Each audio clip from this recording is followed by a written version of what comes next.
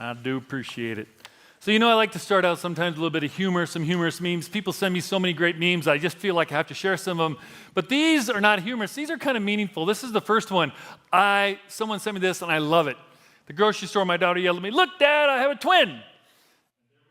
The world would be a better place if we saw it as a child sees it. Isn't that great? Amen to that one. And then for all you dog lovers out there, I thought this was great. The caption on this one is, "We just brought our newborn home, and our dog hasn't left his side in 12 hours. Keeping an eye on the newest member. And then my dog lover, which whatever, I tried to raise her right, but this is for all the dog lovers and the cat lovers out there. Isn't that great? They foster kittens that have been abandoned, and this dog has taken to watching over the kittens until they get them fostered out. I know, that's cute. All right. So we are in the middle of our sermon series, Blessed, right? An in-depth look at the Beatitudes at the beginning of the Sermon on the Mount, one of Jesus' biggest teachings and most important teachings in the Bible. It is about a peace that cannot be broken and a joy that cannot be quenched. That is what the Beatitude is towards. Up to this point, we are on the fourth Beatitude in our series. So far, we've had, blessed are the poor in spirit, for theirs is the kingdom of heaven. We have, blessed are those who mourn, for they will be comforted. And last week we talked about blessed are the meek, for they shall inherit the earth. And this week we're going to look at the fourth beatitude. Blessed are those who hunger and thirst for righteousness, for they will be satisfied. Join me in a word of prayer. Let's pray. Lord, as we get ready to spend some time with your word, help us remember how important your word is for our lives. It is what you give us so that we can live our best lives, so we can live lives that are filled with peace and love and joy, that we can learn how to get and find a way towards comfort in the midst of hurt. Lord, your word is a blessing to us, but not if we don't open ourselves up to it. So help us to open up our hearts and our minds to what you have to teach us this day. We pray this in Jesus' name. Amen.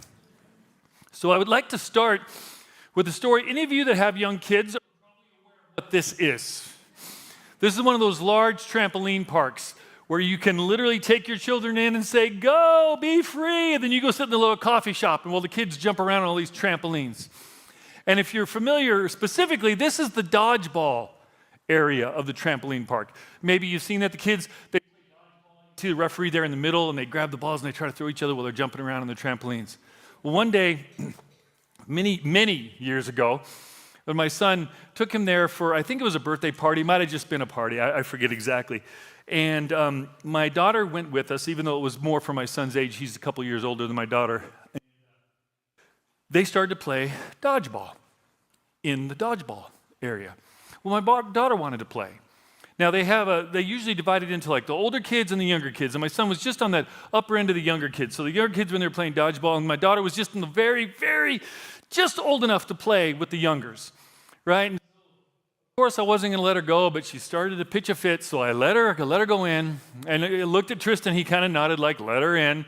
And my daughter very quickly found that playing dodgeball wasn't so much fun, but what was fun was collecting the balls that were on her side of the court and then holding on to them. So here's my daughter running around at the back of the thing, just picking up the dodgeballs, right, like this. And so she's got this handful of dodgeballs, and her teammates are like, "Give me the ball, give me the ball." And she's like, "No, they're mine." And my son's like, "But Carrie, we can't throw the ball, but they're mine, I want them," right? And this went on for about 30 seconds, and I'm at the edge. I'm like, "Carrie, give up the dodgeballs, your team." And then she gets hit by a dodgeball, right? And so now she's upset, and now she's really not going to give the dodgeballs back. And so I'm pleading with her, and I'm like, "Tristan, take the dodgeballs in." And I think he got bit. I don't know. She was really possessive, right? And so at this point, I look at the teenage boy who's overseeing this. I don't even have to say a word. He's just like, "Come on in." So I have to take my shoes off, and I go in, and I go after my daughter. And of course, what does she do when she sees me? No, she runs away with the balls. Actually, she bounces away like this with the balls. She's kind of bouncing around. I'm like, "Carrie, come here." And now she can't go very far because she's little and she's carrying a whole bunch of dodgeballs. So eventually she falls, she drops the balls, she starts to cry. I pick her up. All the kids have stopped and they're watching. Several adults have walked by to see what's going on. And it is quite a show that we have put on for everybody. So I'm bouncing out with my daughter under my arm like this. All right, and I get her out. She's very upset. She can't keep the dodgeballs. And it wasn't until I took her to the foam pit that she and got distracted enough to move on. And I remember thinking to myself, what is it about those colored dodgeballs that made my daughter ignore the game that was going on and just want to cling so tightly to them? And whatever it is, I wonder if she learned it from her mother. Right? Because Carrie's determination to hold on to those dodgeballs, if you think about it, really isn't kind of equivalent to the vice grips that we sometimes put on the things in life. Do we not? Right? You try to pry away of a 50 or 60-year-old's retirement income for a worthy cause. See how tight they hold on to that. Or tell a middle-class person who is car poor that maybe they should give up their Mercedes and their Lexus and buy a more affordable car. Or maybe tell someone to get shoes or their clothes, even though they haven't worn them for 3 or 4 years. You'd never know. Right? You know one of the fastest growing businesses in the Southwest? Storage units. Because our houses aren't big enough for all of our stuff. We literally have to take our stuff and go put it in a storage unit to hold on to it. The way we clutch our possessions and our pennies, you would think that we couldn't live without them. And maybe that's why Jesus makes it a point at the Sermon on the Mount to give us this beatitude. Blessed are those who hunger and thirst for righteousness, for they will be satisfied. What I'd love for you to do, if you take out your sermon outline for me for a second here, if you would. I want to share and kind of go through a few things here with you, because I think God's word has a lot to teach us. Hold on to our stuff. Because here's the reality about this, is we usually get what we hunger and thirst for.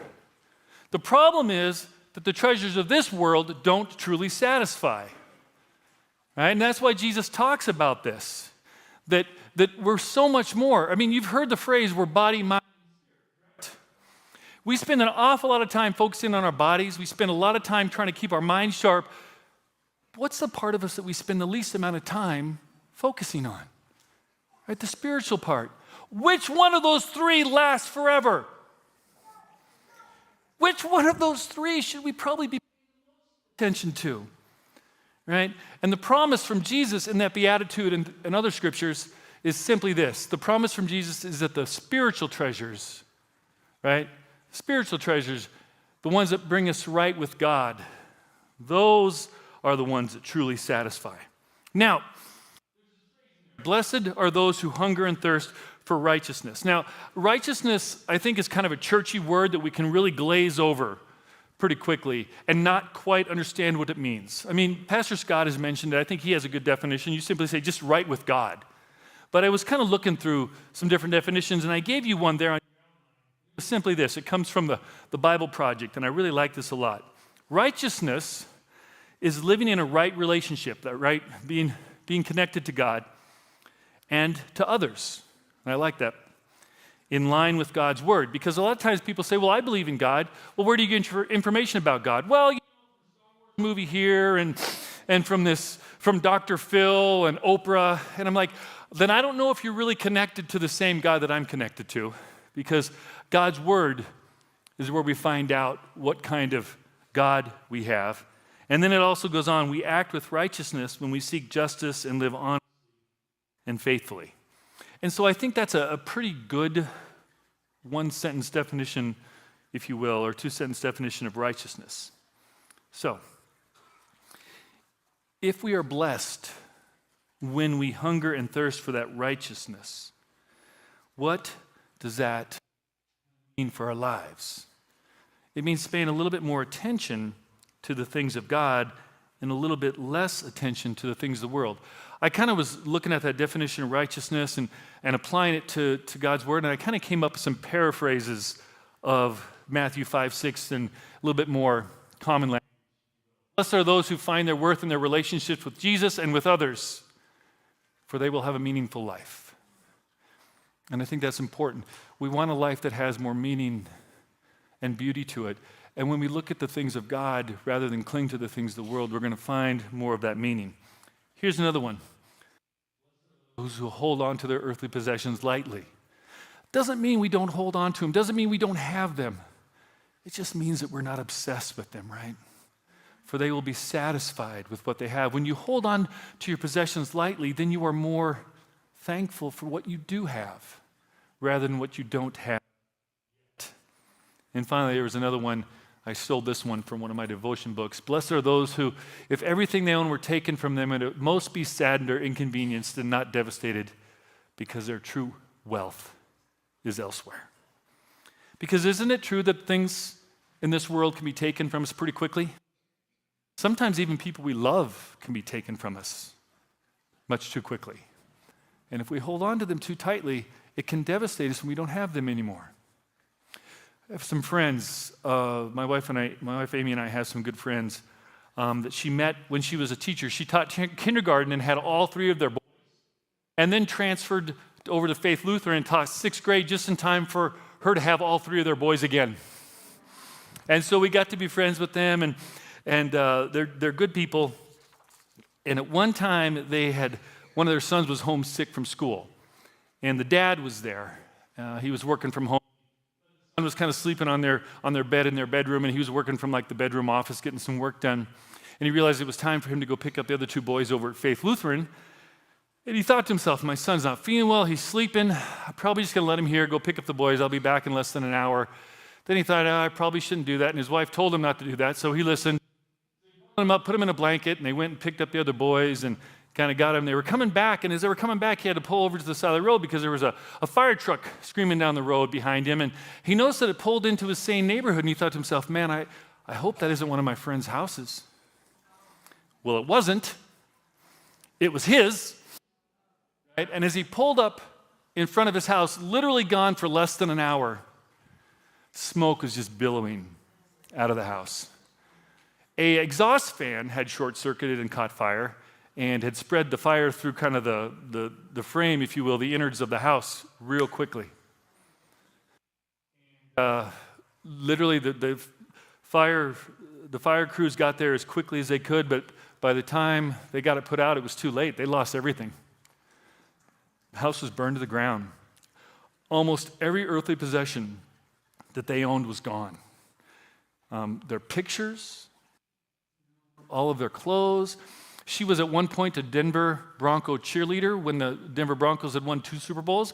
And did you know that the cheerleaders get rings as well? Gone. Everything destroyed. And of course, they were distraught. But as they were going through this process of kind of rebuilding their possessions and their house and kind of doing some inventory, they began to realize that they hadn't lost anything that was not replaceable. Their stuff was just stuff. And the things that they valued the most, their faith and their family and their friends, they still had those. And so they began to realize what Jesus is trying to sell. It's about the things of God and the things and the relationships that we have that really bring the most meaning and importance. And they also realized, because you know where that exhaust fan was under? It was directly under their bedroom. That was the first room that was filled with smoke and flame. The same bedroom that he almost let his son sleep in while he went to pick up the other 2 boys. And it kind of that all that stuff isn't all that important, right? Dietrich Bonhoeffer, one of the few Lutheran pastors in Germany that resisted the rise of fascism and the Nazis and paid for it with his life.